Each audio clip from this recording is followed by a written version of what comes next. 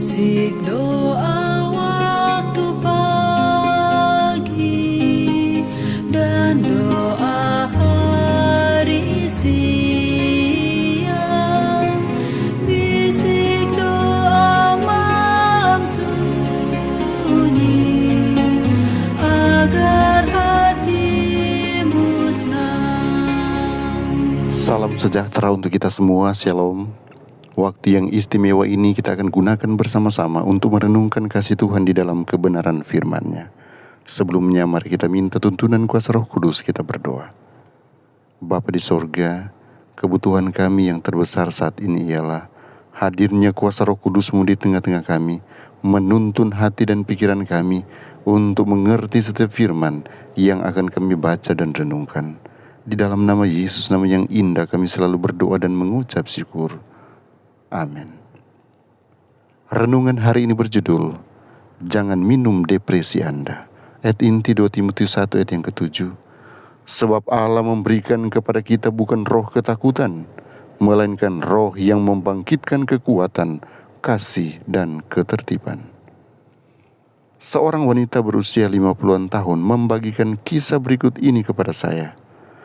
Saya pertama kali mengalami periode kecemasan dan kesedihan saat masih remaja, menjalani pola hidup yang sekuler. Selama sekitar 5 hari, saya merasakan ketakutan dan kesedihan yang tidak jelas tentang keadaan di sekitar saya. Saya hampir tidak menemukan kesenangan dalam hal apapun dan bertanya-tanya mengapa saya dilahirkan.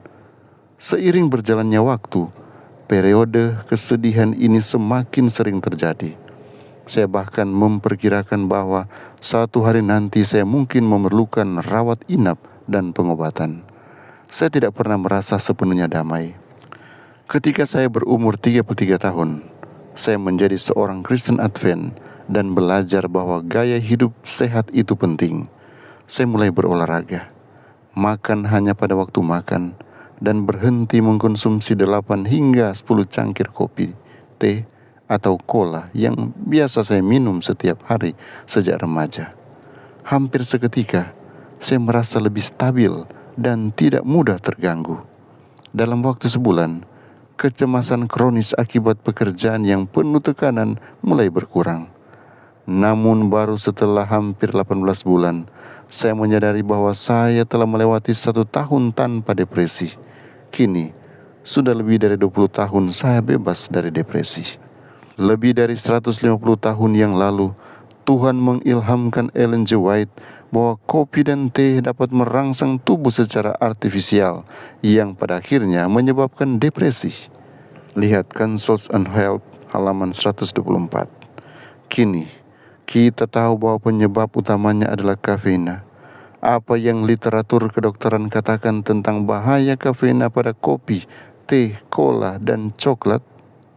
Minuman berkafein ini tidak hanya menyebabkan depresi, tetapi juga meningkatkan risiko sakit kepala, infertilitas, kecemasan kronis, alergi, tremor otot, osteoporosis, dan sejumlah masalah lainnya. Semakin tinggi konsumsi kafein, semakin besar risikonya. Penelitian juga menunjukkan bahwa kafein termasuk dalam 10 kelompok makanan teratas yang dapat menyebabkan sensitivitas makanan, hanya kalah dari susu.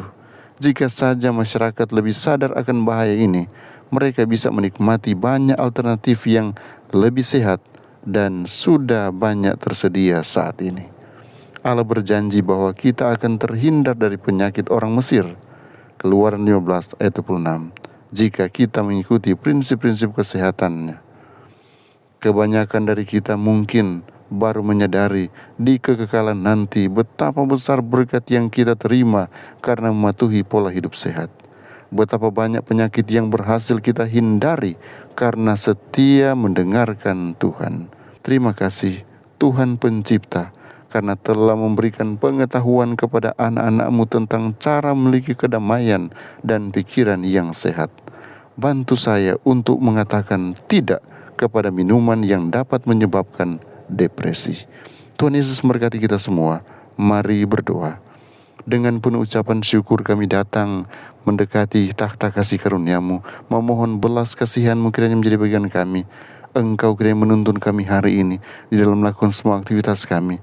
Apapun yang akan kami jumpai untuk kami kerjakan, peganglah tangan kami Tuhan dan bawa kami kepada kesuksesan. Hari ini kami rindu untuk mempersembahkan hidup kami untuk-Mu.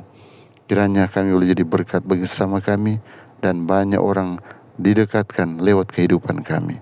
Kepada-Mu kami serahkan semua tugas tanggung jawab kami. Apapun yang Tuhan percayakan, biarlah kami mampu lakukan itu dengan segenap hati, karena kami sedang bekerja untuk-Mu Tuhan. Kasih karunia-Mu, damai sejahtera-Mu yang melampaui segala akal akan terus menyertai dan berkati umat-umat Tuhan dimanapun mereka berada, dari sekarang, besok, sampai Maranatha, dalam nama Yesus. Amin.